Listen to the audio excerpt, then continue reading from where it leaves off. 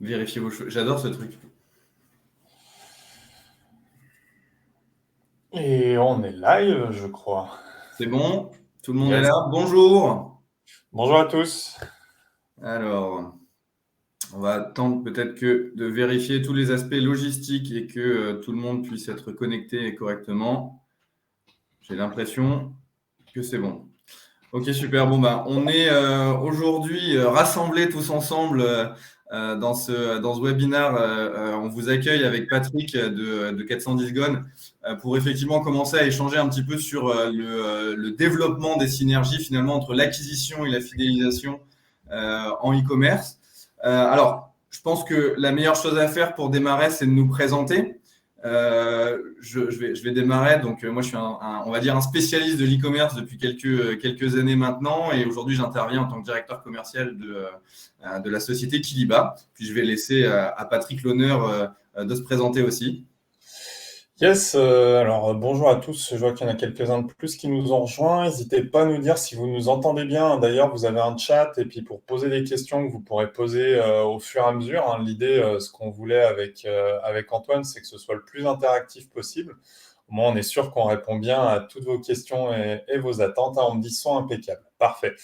Donc, moi, Patrick Valibus, donc j'ai fondé 410 Gone, qui est une double spécialité, l'aspect acquisition de trafic avec le SEO, et puis donc tout ce qui est développement technique, principalement sur Magento, qui est un petit peu de PrestaShop depuis quelques temps avec mon ami Christophe Vidal. Voilà. Donc Ça voilà. marche. Bah, merci Patrick. Ce que je propose, c'est qu'on comprenne aussi à qui on s'adresse lorsqu'on va faire cette petite présentation dans les minutes qui suivent. En fait, c'est très simple. Tous ceux qui veulent faire de l'argent sur Internet, les e-commerçants, les marketeurs qui ont des missions différentes sur les parties acquisition et sur la partie fidélisation. On va se concentrer pour ma part sur la fidélisation et pour la part de Patrick sur la partie acquisition. Et principalement, en fait, comment on va trouver la synergie, donc l'intelligence entre les principes fondamentaux de l'acquisition et se servir du marketing automation pour faire fructifier tout ce qu'on aura gagné avec ça. Ok. Donc, je vais laisser la main à Patrick sur toute cette partie acquisition qui est vraiment hyper importante et qui est un préalable essentiel à tout e-commerce. Et surtout sur les parties SEO, trafic de marque et cocon sémantique. Voilà. Alors, évidemment, en fait, l'idée, c'est qu'il y a une juste balance à trouver entre l'aspect SEO, acquisition de trafic et marketing automation. Parce que clairement, bah, si on essaye de mettre en place des scénarios de marketing automation, hein, derrière automation, on a automatisation. Et comme toute automatisation, elle est viable à partir du moment où il y a beaucoup de choses à gérer. Mais pour qu'il y ait beaucoup de gens à gérer, ben, il faut qu'il y ait du trafic en amont. Donc, c'est comme tout. Si on n'a personne sur un site, ça sert à rien de faire du market automation. Et si on a plein de gens, mais qu'on n'en fait rien derrière, eh ben, ça sert à rien de faire de l'acquisition de trafic. Voilà. Donc, l'idée d'aujourd'hui, c'est vraiment de vous expliquer quelles sont les synergies essentielles entre ces deux leviers, non pas d'acquisition, mais de croissance, vraiment, si on les regroupe tous les deux pour votre plateforme e-commerce. Voilà. Alors, ça peut évidemment se mettre en place dès le début du lancement d'un nouveau site Internet, hein, que ce soit une nouvelle activité d'un vertical de votre entreprise ou une création d'entreprise, comme ça peut s'activer a posteriori, parce que il n'est jamais trop tard pour démarrer des actions qui vont permettre d'augmenter la croissance de votre société. Voilà. Alors, je te propose de passer à la slide suivante. Voilà. Alors, l'idée qu'il faut toujours se rappeler, c'est que quelqu'un qui vient sur le site, c'est pas forcément un acheteur. Il y a une expression que j'ai entendue plein de fois, c'est que souvent les gens se disent OK, mais c'est achète ou casse-toi. Voilà. Non, c'est pas comme ça qu'il faut raisonner sur un site internet. On va le voir plus tard. On a les gens qui se baladent sur internet, hein, et qui recherchent ou pas d'ailleurs sur Google.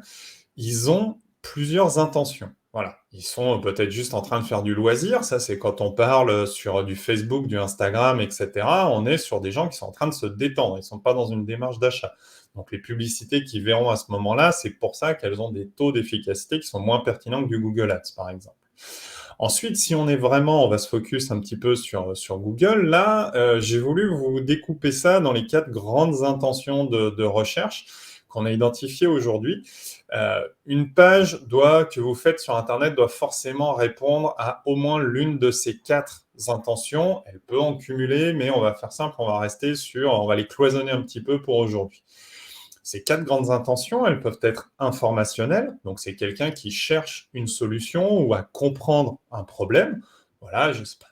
Moi, comment faire cuire un œuf à la coque, quel est l'âge de je ne sais quelle star, ou qu'est-ce que c'est que qui fait du bruit chez moi quand j'allume la clim. Voilà, des exemples, mais vous comprenez bien qu'on n'est pas sur quelqu'un qui est dans une démarche d'achat à ce moment-là, mais juste quelqu'un qui veut s'informer.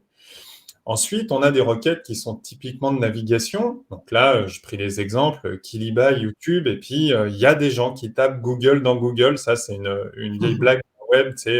Faut pas taper Google dans Google, sinon ça casse Internet. Voilà. L'idée, en fait, de ça, c'est là où on va vraiment parler de trafic de marque. Il faut être bien placé sur sa marque. Évidemment, demain, vous tapez Kiliba, c'est le site de Kiliba qui sort, etc. Il n'y a pas trop de débat là-dessus. Mais ce qu'il faut bien faire attention, c'est souvent, je vois des gens qui viennent nous voir sur l'aspect référencement de leur site Internet et qui nous disent « Ouais, quand je tape mon nom, je suis déjà premier, je n'ai pas besoin de faire de SEO. » Bon, ok, mais en fait, ça, c'est surtout dur de ne pas être premier sur son propre nom. C'est vraiment ça la difficulté dans l'histoire. Ce qu'il faut avoir en tête, c'est qu'il y a du trafic de marque qui est autre que juste sur son nom. Il y a celui qui va concerner tout de l'e-réputation à côté. Par exemple, avis plus votre marque, qualité plus la marque, tous ces trucs-là. Et ça, c'est des choses sur lesquelles il faut travailler parce que là, le positionnement, il est moins évident, il est moins immédiat et potentiellement, ça peut vous porter préjudice. Imaginons un jour, vous avez quelqu'un qui va faire un article parce qu'il n'est pas content sur son blog. Ça nécessite d'avoir de la veille pour être capable de réagir, éventuellement d'aller discuter avec lui et de le convertir en ambassadeur. Ça fait partie des points importants. Mais clairement, c'est un des trucs à suivre. Voilà. Ensuite, donc ça, c'est du trafic qui peut convertir quand on est un site qui a vraiment une conversion à proposer derrière. Celui-là, on peut le mettre déjà dans des choses qui peuvent convertir. On va voir qu'il y a plusieurs types de conversion un peu plus loin. Ensuite, on a l'intention commerciale qui est avec un... Attends, bouge pas la slide, s'il te plaît. On a l'intention commerciale où on a quelqu'un qui va chercher à se renseigner avant d'acheter. Donc là, on est dans l'antichambre de la conversion e-commerce avec, là, on est... les types de pages qui vont se positionner là-dessus, c'est vraiment du comparatif. C'est là où on va retrouver tous les gens qui font de l'affiliation, typiquement. Donc ça, pensez-y aussi pour vous. Ça peut être intéressant de vous mettre dans des régies d'affiliation pour attirer du trafic qui vient chez vous. Ça peut être un levier intéressant parce que vous allez avoir en fait des gens dont c'est le métier de faire, on appelle ça des éditeurs de sites. C'est l'édition de sites pour de l'affiliation. Si vous cherchez un peu de littérature là-dessus sur Google, vous pouvez taper MFA, c'est pour le site de Made for Amazon. Il y a des gens qui font que ça de leur journée, de faire des sites qui font de l'affiliation sur Amazon. Libre à vous de leur proposer des choses plus intéressantes qu'Amazon. Et du coup, ça va faire en fait des SEO qui vont faire le job de mettre en avant vos produits pour ensuite espérer une commission quand les gens viendront acheter chez vous. Voilà, c'est les choses qui se font. Il y a des modules sur Magento, idem sur PrestaShop, qui peuvent vous permettre de faire ça.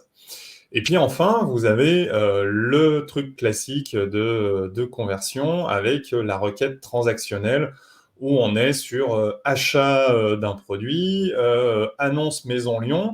Annonce Maison Lyon, je le mets dans transactionnel parce qu'on est sur quelqu'un globalement qui est en train de chercher une maison à Lyon et du coup qui va convertir. Alors la conversion ici, ça va évidemment pas être quelqu'un qui va mettre une maison dans son panier et puis sortir une carte bleue pour aller mettre plusieurs centaines de milliers d'euros, mais ça va être une conversion avec prise de contact et lead pour ok, je veux visiter cette maison et vous pouvez ensuite enchaîner sur votre démarche commerciale. On retrouvera la même chose, là j'ai mis surtout des choses B2C, mais on retrouvera également la même chose sur du B2B avec demande de devis pour telle ou telle chose. Voilà. Ça. D'ailleurs, n'hésitez pas dans le chat pour qu'on sache et qu'on puisse pondérer si vous êtes, s'il y a des gens qui font du B2B, n'hésitez pas à le mettre dans le chat, comme ça on pourra contextualiser un petit peu. J'ai vu 2-3 noms qui sont plutôt B2C dans les participants, mais n'hésitez pas à nous le dire. Hein. Voilà. Ça. Du coup, attends, mais je crois que je peux passer moi les slides. Ouais. Ça, donc, je vous ai pris un exemple sur ces... on a quelqu'un en B2B, parfait. Bon, je vous ai pris du coup un exemple sur le terme chaussure. J'ai pris quelque chose de très neutre. Aujourd'hui, si on prend un outil, donc ça, c'est des chiffres qui sortent d'un outil qui s'appelle SEMrush, pour ceux qui connaissent. Dans SEMrush, vous avez aujourd'hui, en termes de variantes de mots-clés qui contiennent chaussures, vous allez avoir quasiment 1 500 000 mots-clés différents que les gens sont susceptibles de taper qui contient chaussures. Voilà. Donc, c'est un truc qui est clairement immense.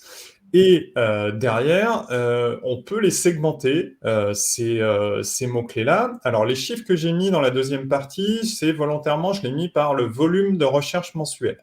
C'est-à-dire que quand on a 100 de volume de recherche mensuel sur un mot-clé, ça veut dire qu'il y a 100 personnes qui vont taper ce mot-clé dans Google, et plus on est proche de la première place, plus on va prendre une grande part de ce trafic.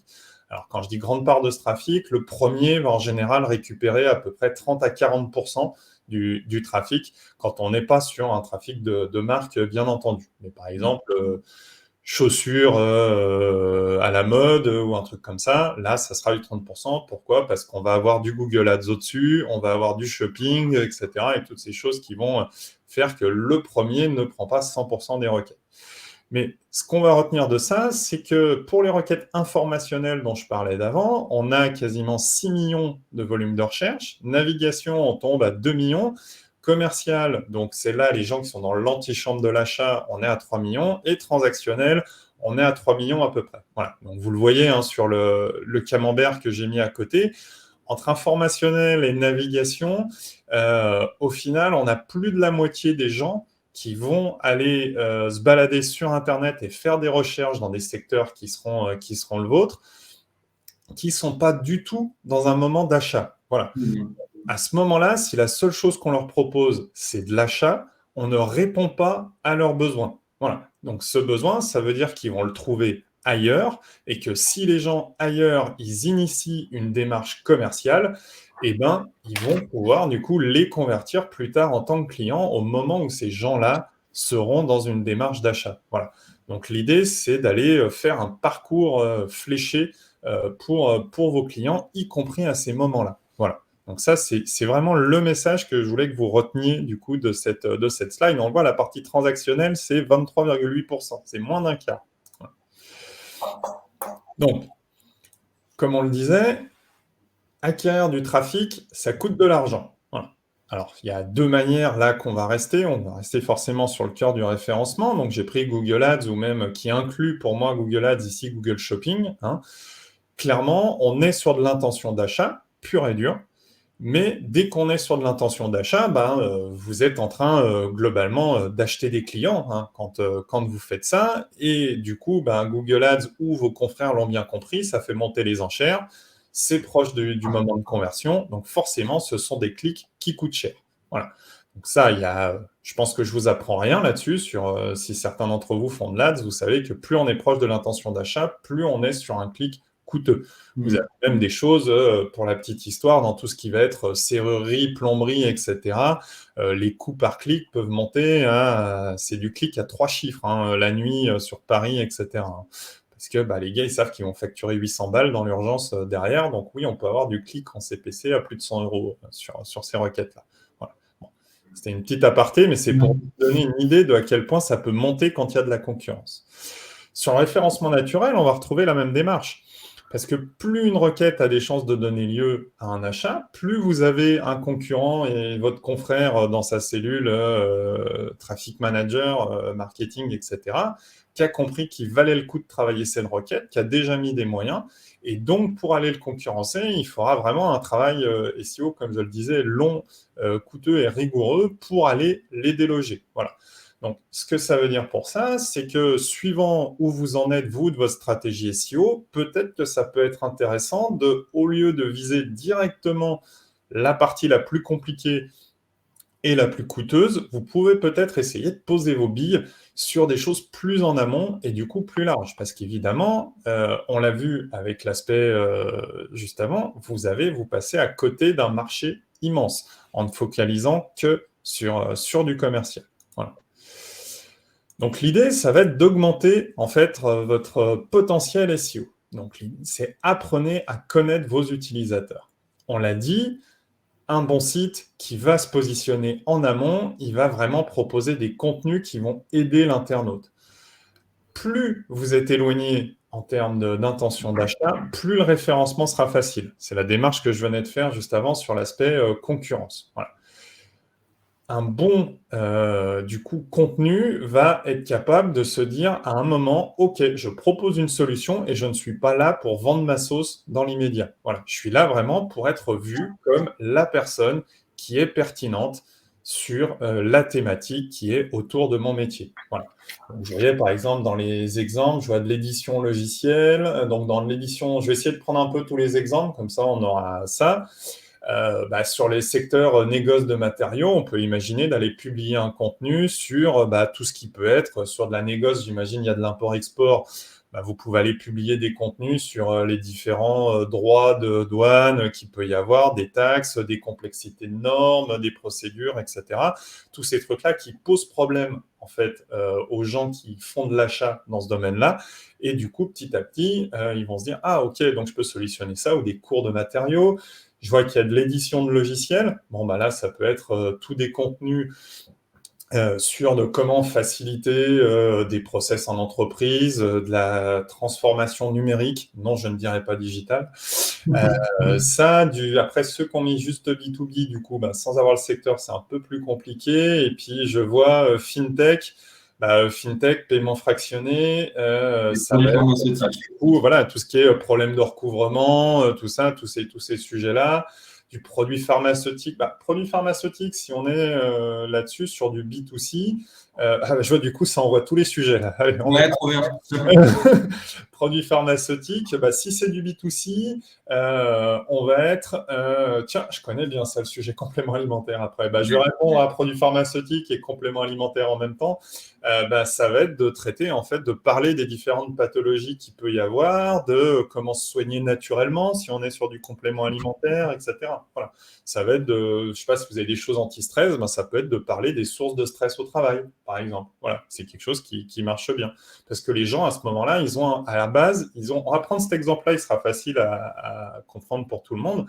À un moment donné, vous avez des gens qui se disent « je suis crevé, etc., je suis stressé au boulot », ils ne savent pas encore potentiellement à ce moment-là qu'il y a des compléments alimentaires qui peuvent t'aider à lutter contre le stress et ils ont juste l'angoisse de dire « mince, j'ai pas envie d'aller voir un psy ou j'ai pas envie de prendre des antidépresseurs ou est-ce que je suis pas en train de faire un burn-out ?» Voilà. En leur parlant juste du stress au travail et des causes du stress, vous allez commencer à vous positionner de manière bienveillante et sans être en mode juste le mec qui veut leur vendre sa sauce. Voilà. Donc ça, et je voyais vente de jouets en B2C, là, ça peut être des aides c'est quelque chose qu'on a eu fait pour un client, des aides à choisir un jouet selon les âges des enfants, à quelle occasion, ça peut être des trucs, comment faire en amont une cagnotte pour faire un cadeau, voilà, ce genre de choses, ou comment revendre, vous pouvez faire des choses aussi, prendre le contre-pied, comment revendre des jouets qui ne servent plus, ça peut être une vraie problématique que peuvent avoir vos clients, parce que les mômes, ils grandissent, on le sait tous, puis au bout d'un moment, ils se lassent de certains jeux, voilà, il peut y avoir toute une typologie de contenu là-dessus, voilà. Donc ça. Et donc, ce que je disais après, je reprends le cours de mes slides. En fait, en faisant ça, en se posant la question de se dire, OK, je vais répondre avec tout un tas de contenus aux problématiques de mes clients, et en fait, je vais faire du SEO très haut niveau sans s'en rendre compte. Parce qu'on va cocher tous les critères de faire ce qu'on appelle un cocon sémantique, que moi, j'aime bien appeler guide d'achat pour être plus concret et moins dans du jargon technique. Parce que plus on va avoir de pages web, plus on va accumuler ce qu'on appelle du PageRank. Ça fait partie de l'algorithme initial de Google. Donc, c'est le nom d'un des deux fondateurs, Larry Page, qui a donné le nom à ce brevet. Si vous cherchez un peu d'infos là-dessus, vous verrez que le PageRank n'est plus publié par Google, mais il reste complètement au cœur de l'algorithme. Voilà. Et ensuite, plus les contenus se compléteront, je vois que j'ai fait une coquille, c'est avec un T, compléteront évidemment, et plus Google les valorisera. Pourquoi ? Parce que vous aurez des pages qui, entre elles, se complètent et sont pertinentes. De la même manière que demain, moi, je vous dis qui gère une agence e-commerce, je vous dis Kiliba, c'est de la balle, c'est pertinent parce que je gère une agence e-commerce. Demain, vous avez je sais pas moi, votre coiffeur qui vous dit Kiliba, c'est top, ça va être un peu moins pertinent parce que c'est pas le même secteur. C'est pas que ce sera pas pertinent, pardon, c'est que vous y accorderez moins de crédibilité parce que vous direz qu'est-ce qu'il y connaît en marketing automation, mon coiffeur. Mais Voilà. faites-lui confiance quand même. Voilà. Mais l'idée, c'est en fait, plus on est sur des notions qui sont proches et plus Google va valoriser ça. Voilà. Et puis, plus on répond à des problèmes, et en plus, sans être sur une page très commerciale, plus les gens auront de facilité, du coup, à faire des liens qui pointent vers le site Internet, et ça va renforcer, donc, du coup, votre netlinking. Voilà. Et donc, en faisant ça, vous aurez... Alors, il y a plein de critères un peu plus compliqués, sinon j'aurais plus de métier, évidemment. Mais en faisant ça, vous avez compris la démarche d'un cocon sémantique. Voilà. Oui, le coiffeur, le meilleur prescripteur. Exactement. Donc, voilà. Ça. Bon, je voulais revenir un peu plus en détail sur les critères d'un bon cocon sémantique. Donc, il ne faut surtout pas hésiter à viser très large sur les questions des clients. Voilà, je le disais c'était pour Charlotte, sur le côté vente de jouets, pas hésiter à parler de choses qui sont après l'acte d'achat, avec le côté revendre des jouets, par exemple, ce genre de choses. Ça fait partie des thématiques et des choses qui vont vous positionner comme un acteur du jouet. Voilà, il ne faut pas être vu comme un vendeur de tel sujet, mais comme un acteur de ce secteur. C'est ça qui va vous donner un signal d'autorité à la fois auprès de Google et de vos internautes. Voilà. Il faut un contenu complet. Ce qu'il faut avoir en tête, c'est qu'une page qui est pertinente sur un sujet, c'est pas demain vous voulez mettre par exemple doudou enfant. Je vais passer à quelqu'un d'autre quand même. On a fait paiement fractionné. Vous voulez sur le côté solution de paiement par exemple comme mot clé. Ça va pas être juste de mettre solution de paiement 20 fois, comme va vous le dire Yoast si vous êtes sur WordPress, qui veut sortir sur Presta aussi d'ailleurs, ou ce genre de choses. C'est pas juste vous mettez 20 fois le mot-clé dans la page. Clairement, ça va absolument pas suffire. Aujourd'hui, une page, un test qui est très simple pour savoir si elle est pertinente en termes de référencement et Google va bien l'aimer, c'est le test à faire, c'est vous écrivez le contenu, vous prenez un marqueur noir, vous l'imprimez, vous rayez le mot-clé que vous voulez mettre, sur lequel vous voulez vous positionner avec un marqueur noir, vous tendez la page à quelqu'un à côté, vous lui dites c'est quoi le mot en noir. Si tous les mots autour complètent, ça veut dire que vous avez un champ sémantique qui est riche et qui vient compléter le sujet et qui du coup est pertinent. Voilà, vous voyez par exemple, moi là, dans tout ce que j'ai utilisé comme mot-clé en vous parlant depuis le début, si on en faisait un contenu, c'est un contenu qui serait pertinent parce que j'ai utilisé tout un tas de mots qui sont dans le langage du référencement. Si je vous avais juste dit acquisition SEO et puis à côté des mots de liaison ou des mots neutres, vous n'auriez absolument pas trouvé mon discours utile. Voilà. Pour faire du SEO, c'est exactement pareil. Ensuite, il faut avoir un maillage interne, comme je dis, qui soit profilé en soufflerie. Alors, pourquoi ? Parce que du coup, on va pouvoir mettre en avant ce lien, donc ce lien physique, on parle des liens internes, du maillage interne, où on va vraiment garder que les liens qui sont entre les pages proches, et les autres liens, on va faire, on appelle ça de l'obfuscation, pour ceux qui veulent chercher, qui est une méthode en fait en JavaScript où on laisse le lien accessible à l'utilisateur, mais on le planque pour Google, comme ça Google ne voit pas les liens qui ne nous intéressent pas dans notre stratégie de maillage interne. Donc ça fait partie des pratiques avancées qu'on fait. Et puis derrière, un truc qu'on oublie souvent, c'est il ne faut pas se limiter au texte. Tous les gens, quand ils font du SEO, ils voient quoi ? Ils voient pavé de texte. C'est l'une des premières images qui vient à l'esprit. Mais ça ne se limite pas à ça. Il faut enrichir tous les contenus avec de la richesse en termes de médias. Comme je le disais, donc de la photo, de la vidéo, de l'infographie, éventuellement des simulateurs. Voilà. Par exemple, là, on va rester sur la fintech, ça s'y prête bien. Je suis convaincu que dans la fintech, vous avez tout un tas de choses qui vont permettre de simuler. OK, si vous avez un paiement étalé sur tant de temps, par exemple, avec tel type d'intérêt, ben, ça va vous faire tel cumul, du coup, en assurance à prendre, etc. Voilà, vous avez tout un tas de choses.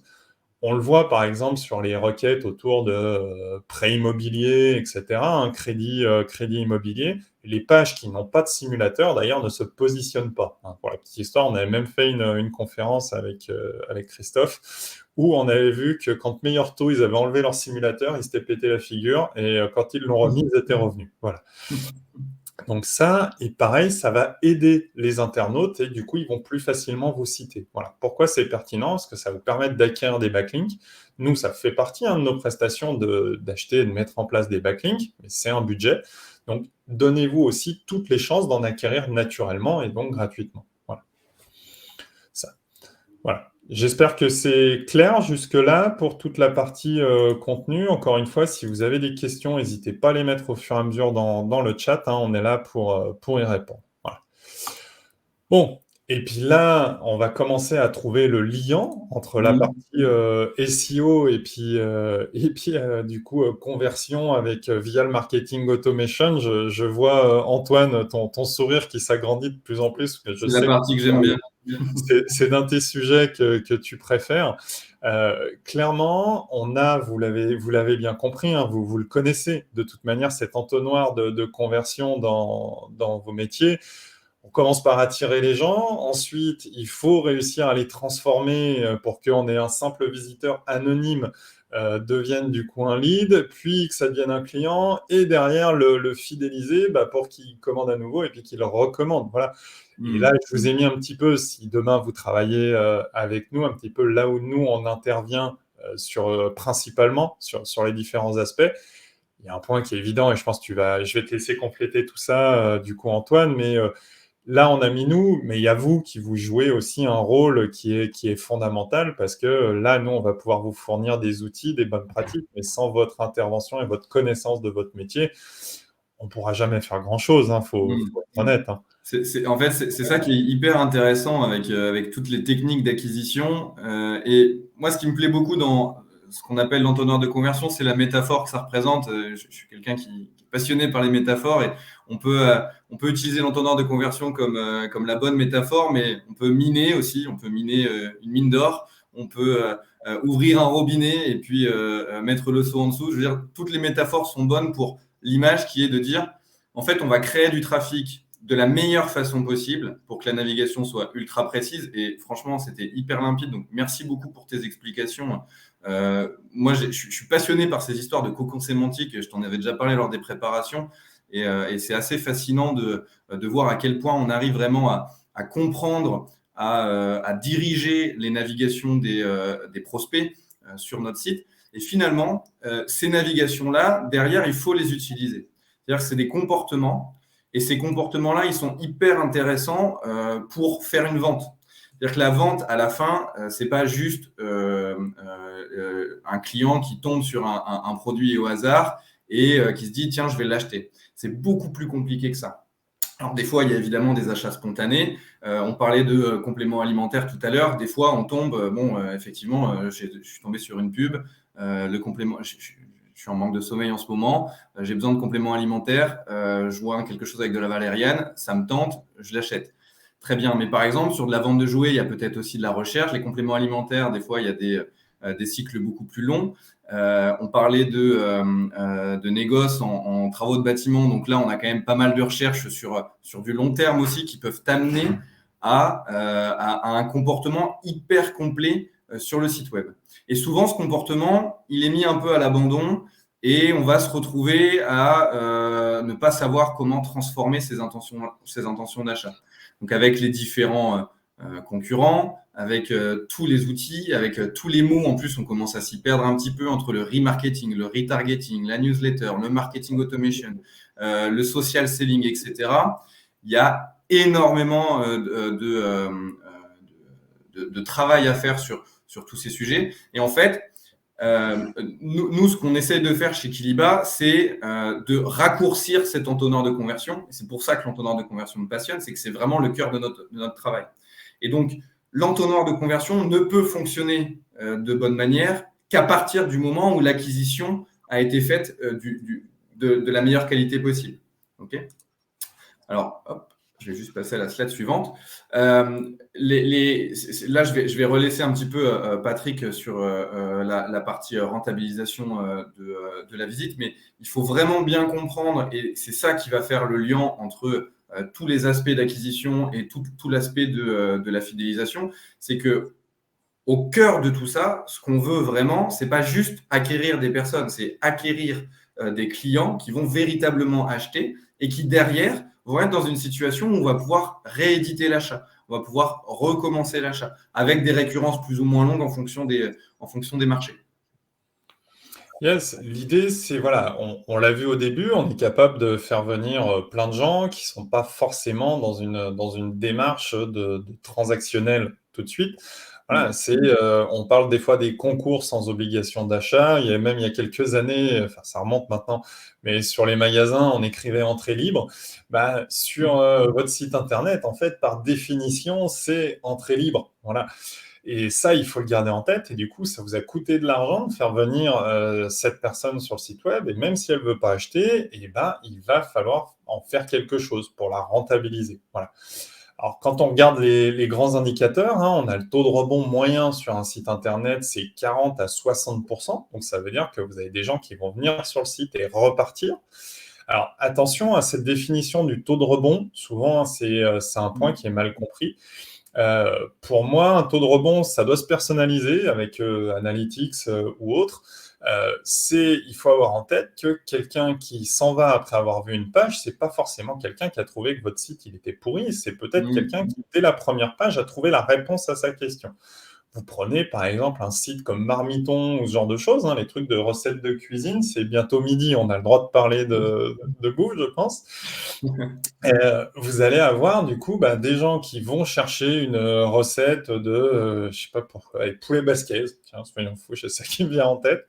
Là, ils arrivent, ils tapent dans Google, ils voient une recette, ils cliquent, ils voient la recette, ils font la recette, ils restent sur la page potentiellement pendant 3/4 d'heure, le temps de préparer leur truc, et après ils ferment.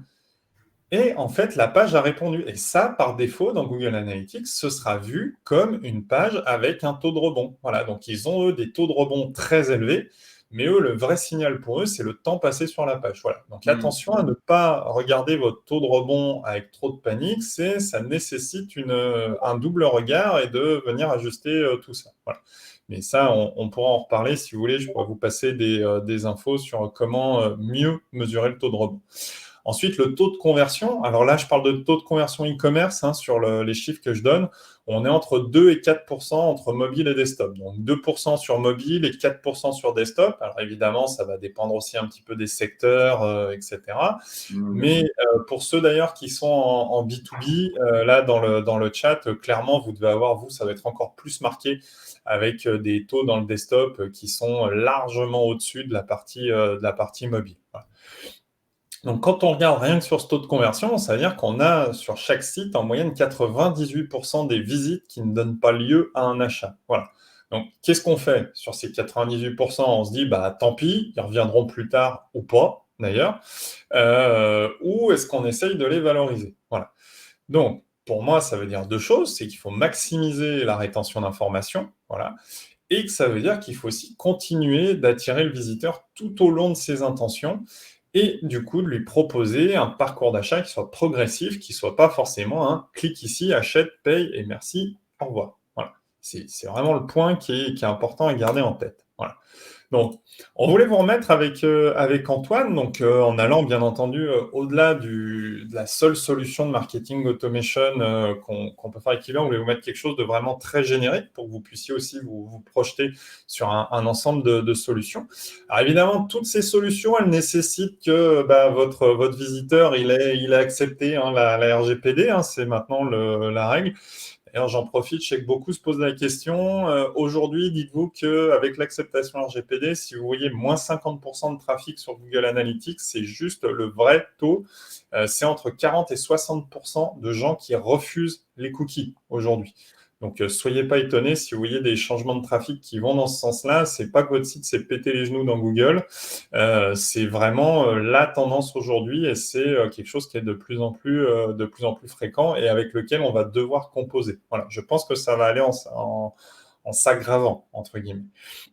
Ce qui veut dire quoi? C'est qu'il va encore plus falloir qu'on réussisse à rentabiliser les gens qui acceptent les cookies et en tirer un maximum d'essence. Voilà. Donc, dans les solutions qu'on va avoir, il va y avoir tout ce qui va être de placer du pixel de remarketing sur le site. Donc, du coup, pour pouvoir mettre les produits ailleurs sur Internet, bon, ça nécessite d'être bien fait. Parce que proposer à quelqu'un d'acheter un produit pendant 3 semaines après qu'il l'ait effectivement déjà acheté, ça ne sert pas à grand-chose. Donc ça nécessite, on l'a tous vécu, ça, hein, d'avoir des choses qu'on vient d'acheter, qu'on voit en pub ailleurs sur Internet. Et également d'avoir des contenus personnalisés sur votre site par rapport au parcours précédent. Donc là-dessus, je laisserai développer Antoine, bien entendu, cette partie-là, parce que là, on est vraiment dans le cœur de Kiliba. Il va y avoir tout ce qui est push notification. Vous pouvez inviter les gens, du coup, à souscrire aux notifications de votre site pour pouvoir ensuite les recibler a posteriori. Donc, c'est une nouvelle génération de la newsletter pour ça. Vous avez tout ce qui est inscription newsletter. C'est un canal bien vieux, bien classique. Mais clairement, l'inscription de newsletter est très souvent sous-estimée à fond en termes de capacité de conversion. Parce que vous êtes sur quelqu'un qui vous dit « Ok, contacte-moi pour me parler de choses qui vont m'intéresser parce que oui, ton sujet m'intéresse. » Voilà. C'est quand même déjà un truc assez sympa, quoi. Je connais beaucoup de commerciaux qui aimeraient avoir tout un tas d'agréments comme ça quand on voit la prospection à froid qui est souvent faite. Et puis enfin, vous avez l'exit popin, petit peu intrusif ou qui peut gêner, mais en fait, vous êtes sur quelqu'un qui est parti pour s'en aller de votre site web et du coup, vous pouvez, donc il y a tout un tas de solutions qui le font, hein, qui vont vous permettre de dire, OK, avant de partir, là, inscris-toi à notre newsletter ou t'es sûr que tu veux partir, là, on a une offre en ce moment, regarde ça. Voilà, tous ces aspects-là qui vont permettre du coup d'aller travailler votre visiteur dans la durée. Et là, pourquoi est-ce qu'on a parlé de pixel ou d'email? C'est parce qu'on n'est pas forcément dans une démarche de quelqu'un qui a créé un compte sur votre site internet, donc qui est déjà allé très loin dans son engagement avec vous. Là, à ce stade, on est vraiment sur du visiteur qu'on essaye de passer au stade de prospect, comme on le montrait dans l'entonnoir de conversion juste avant. Voilà, ici. Et du coup, je te retends la parole, Antoine, parce que là, c'est toi qui va bien pouvoir nous faire partager toutes ces choses via Kiliba. Mais justement, en fait, c'est donc acquisition, conversion ou transformation. Et puis après, quelque chose qui est finalement assez souvent sacrifié, c'est la fidélisation. C'est beaucoup plus facile, je pense qu'aucun commerçant ou commercial me dira le contraire, c'est beaucoup plus facile de revendre quelque chose à quelqu'un qui a déjà été convaincu une fois que de vendre quelque chose à quelqu'un qui ne l'a jamais été. Et finalement, il y a beaucoup de solutions, il y a beaucoup de on-dit, il y a beaucoup de techniques. LinkedIn en est abreuvé tous les jours pour fidéliser ses clients, les garder, les maintenir, les rendre, parfois on appelle ça captifs. Et en fait, le marketeur ou le e-commerçant, il a tellement de choses à gérer qu'il se retrouve un petit peu perdu avec tout ça, avec effectivement donc, la gestion du contenu, la maintenance de son e-réputation, avec les adresses IP, la délivrabilité, avec toutes les stratégies événementielles qui vont être amenées par le calendrier commercial sur l'année, hein, la Saint-Valentin, le Nouvel An, Noël, le Black Friday. En plus, on invente des événements commerciaux tous les ans désormais. Et puis, en fait, à la fin de ça, c'est tellement preneur, c'est tellement chronophage qu'on fait une newsletter. On met une personne, on utilise un logiciel très connu, et puis on fait une newsletter et on se dit, si le contenu est bon, on va avoir des clients qui vont revenir. Et en fait, c'est pas aussi facile que ça. Parce que la newsletter, elle parle pas forcément à tout le monde. De la même manière que certaines techniques d'acquisition vont parler à des gens plus qu'à d'autres, certaines techniques de fidélisation vont parler à des gens plus qu'à d'autres. Et en fait, la newsletter, c'est une technique de contenu, de branding, d'image de marque. C'est-à-dire qu'on va discuter avec son client. Et il y a peut-être finalement une personne qui achète régulièrement des jeux, des jouets et des doudous. Parce que c'est une mamie et puis elle a plein de petits-enfants et donc elle en achète régulièrement. Et en fait, cette personne-là, par contre, elle déteste recevoir des newsletters. On n'en sait rien. Et finalement, elle va peut-être apprécier recevoir une offre promotionnelle quand elle a fait un achat 15 jours avant. Peut-être qu'elle va apprécier recevoir un email pour son anniversaire ou pour la fête des grands-mères. Peut-être qu'elle va apprécier recevoir une relance de panier. Et donc, l'idée, c'est de parler à tout le monde, c'est de parler à toute sa base de clients. Et avec les newsletters, on se limite forcément, surtout qu'on va se limiter à des listes de diffusion. Et donc, l'idée avec le marketing automation, et là, je ne parle pas exclusivement de Kiliba, donc du logiciel qu'on distribue, je parle de la stratégie globale du marketing automation, c'est d'avoir une relation qu'on appelle one-to-one, c'est-à-dire de discuter véritablement, comme le ferait un commercial en magasin, avec son client, et donc de retrouver un vrai lien avec les prospects. Donc, pour personnaliser les communications et sans faire perdre du temps à toutes ces équipes pour qu'ils passent la majorité de leur journée à savoir si tel client a visité tel produit, si tel produit est plutôt acheté par tel genre de personne, et ben en fait, il faut les aider et donc il faut travailler cette donnée-là. Et le lien, on le retrouve encore, c'est que quand elle est travaillée en amont, elle est beaucoup plus logique et beaucoup plus riche d'enseignements en aval. Et donc, on arrive à des techniques de ciblage, de personnalisation qui sont beaucoup plus simples à effectuer que lorsque on fait du trafic à tout va et qu'on achète des bases à l'ancienne et qu'on fait les choses pas très sérieusement. D'accord ? Donc, juste pour résumer, synthétiser un petit peu ce qu'on va essayer de faire avec le marketing automation, c'est 3 éléments qui sont hyper importants pour le marketeur. La première, la partie technique, c'est-à-dire synchroniser son outil, son CRM, peu importe l'outil qu'on va utiliser, avec son CMS, que ce soit, bon là en l'occurrence on parle de Magento, mais on connaît plein d'autres CMS sur le marché et l'idée c'est d'avoir juste la donnée qui découle pour qu'on puisse l'analyser de la meilleure façon. Cette analyse qu'on va appeler le ciblage, ce ciblage il va être hyper important et plus il est fin, plus nos communications seront personnalisées et ça nous amène à la 3e partie, c'est la personnalisation. Et avec la personnalisation, nous on ajoute quelque chose qui va être en fait la recommandation. Et la recommandation, elle va être différente en fonction de chacun des scénarios dans lesquels on va faire tomber nos clients. D'accord ? Le client, il abandonne un panier. Ce n'est pas le même comportement que si le client a déjà acheté ou que si le client a son anniversaire qui arrive dans la semaine. Et c'est encore différent si son anniversaire, c'est le 12 février et qu'il est très amoureux de sa future épouse et que du coup, il va vouloir acheter un cadeau de Saint-Valentin. Vous voyez, il y a énormément de choses sur la vie du client et il faut, autant que faire se peut, le comprendre. Et pour le comprendre, il faut étudier sa navigation. Et donc, on a des bases de clients avec de la navigation, des comportements différents, avec énormément d'informations qui nous sont données dans le CMS et finalement qui sont très difficiles d'analyser. Donc, si le travail a été fait ultra correctement avant, on a des clients déjà ciblés, on a des clients déjà intéressés, on a des intentions d'achat. Notre objectif, ça va être de mettre le contenu en avant, le contenu qui les intéresse. D'accord ? Antoine, si Ouais. je peux en remettre une couche par rapport à ce que je disais au début, l'avantage en plus, dès qu'on fait du marketing automation ou même générique, j'ai envie de dire, sans aucune critique sur le côté générique, c'est vraiment le côté global, quand on pense global sur l'entreprise, les premières choses qu'on va faire, ça va être de définir son persona. C'est ça. Et un persona, on le définit par quoi ? On le définit par ses besoins. Et rappelez-vous ce que je disais au tout début, c'était que l'idée, c'était de prendre le prospect dès l'identification de son besoin. Donc, en fait, le fait d'aller mettre des contenus qui répondent aux besoins primaires de votre prospect, ça va aussi, en plus d'acquérir un plus grand pool de prospects à convertir, ça va vous permettre aussi de mieux les cibler, et y compris ça de manière automatique. Donc, c'est là où on prend vraiment conscience de la synergie des deux.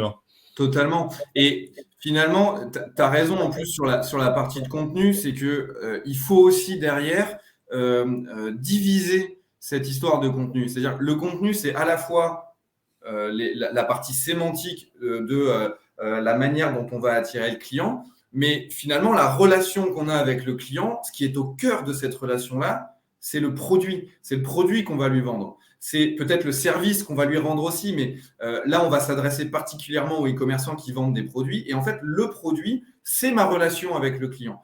Je ne le connais pas, en vérité. Si j'ai Héloïse qui discute avec moi très gentiment par mon système de chat ou qui m'envoie un email, en vérité, mon service client, il ne la connaît pas personnellement. Il ne la connaît pas aussi bien que si elle venait tous les jours en boutique. Et donc, pour retrouver un petit peu ce référentiel-là, eh ben, on va vraiment mettre le produit au milieu de la relation. Et c'est hyper important. Malheureusement, on le sait, et je pense que tous ceux qui s'y sont déjà frottés le savent aussi, c'est hyper difficile de mettre en avant le bon produit. Comment deviner quel est le bon produit ? Comment prédire quel est le produit que le client va vouloir ? J'ai 3500 produits en référence sur mon site. Mes produits sont sur les compléments alimentaires, sur la nutrition, sur la santé. J'ai réussi avec des stratégies de cocon sémantique et d'acquisition ultra fine à faire venir les gens qui sont intéressés par mon type de produit sur mon site web. Mais comment faire pour lui proposer pile le produit qui a le bon prix, qui a la bonne dénomination et qui répond à son besoin. Et bien ça, en fait, je vais non seulement étudier son comportement à mon client, mais je vais aussi pouvoir étudier tous les comportements des autres clients pour en déceler des schémas.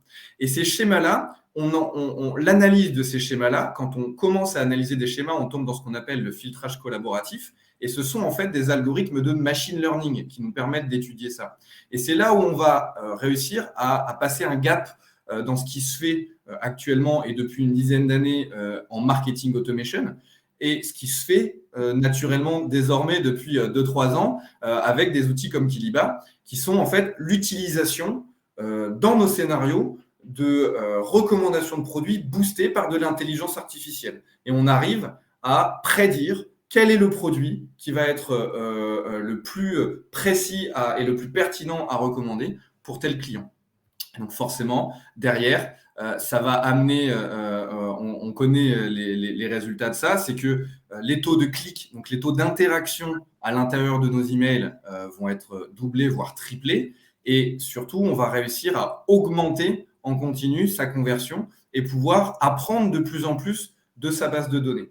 D'accord ? Donc j'aimerais synthétiser un petit peu avant de clôturer et de vous faire passer sur les questions éventuelles.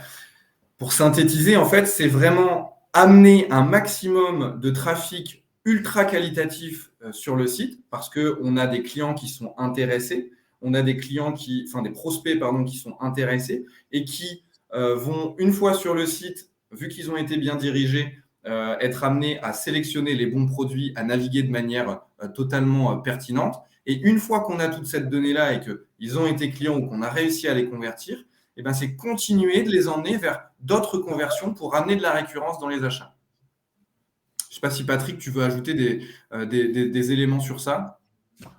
Je pense qu'on a on a normalement bien couvert tout l'aspect sujet tout au long de la présentation. Je pense aussi. Est-ce qu'il y a des questions sur les différents ? Parce que c'est vrai qu'on a quand même balayé pas mal de sujets en termes de stratégie digitale, stratégie marketing plus que digitale d'ailleurs. Est-ce qu'il y a des questions, des points d'interrogation sur peut-être des termes ou des techniques, des stratégies ?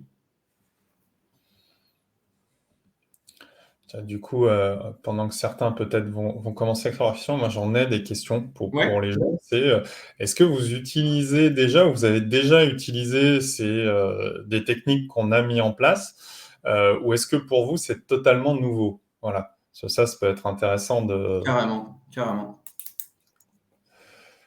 voir. Et n'hésitez pas à y aller, hein, on est entre nous. Hein, allez-y. Il n'y a pas de mauvaises questions. On est là pour vous, c'est lâchez-vous. Hein.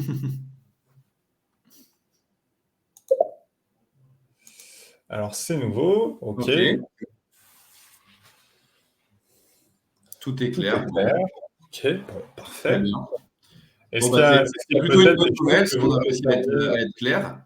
Tiens, bah, les prérequis que tu Ok. peux peut-être Ouais. évoquer, du coup.